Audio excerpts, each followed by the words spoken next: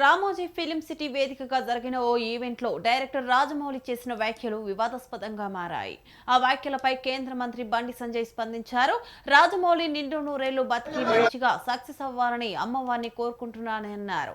దేవుడు కరుణించి రాజమౌళి దేవుణ్ణి నమ్మే విధంగా మార్చి ఆయన కరుణ కటాక్షాలు రాజమౌళిపై ఉండాలని కోరుకుంటున్నట్లు బండి సంజయ్ సెటైర్లు వేశారు. ఈ ఈవెంట్ కు ముందు మహేష్ బాబుకు సంబంధించిన లుక్స్ ను భారీ స్క్రీన్ పై చెక్ చేస్తుండగా గుర్తు తెలియని వ్యక్తులు డ్రోన్ సహాయంతో వీడియో తీసి సోషల్ మీడియాలో విడుదల చేశారు. దీంతో తాము పడ్డ శ్రమ మొత్తం వృధా అయిందని, అందుకే తనకు దేవుడంటే అస్సలు నమ్మకం లేదని రాజమౌళి చెప్పుకొచ్చారు. ఈ వ్యాఖ్యలపై హిందూ సంఘాల నుంచి వ్యతిరేకత వచ్చింది. రాజమౌళి వెంటనే క్షమాపణలు చెప్పి తన వ్యాఖ్యలను వెనక్కి తీసుకోవాలని బీజేపీ నేతలు డిమాండ్ చేస్తున్నారు.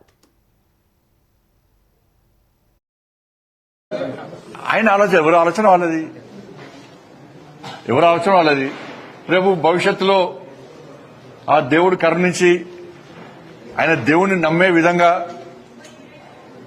ఆ దేవుని యొక్క కరుణా కటాక్షలు ఆయన మీద ఉండాలని కోరుకుంటున్నా. రాజమౌళి గారు నిన్ను నూరేళ్లు ఆయుర ఆరోగ్యాలతో సక్సెస్ అయ్యి ఆ అమ్మవారి ఆశీర్వాదంతో ముందుకు సాగాలని కోరుతున్నా.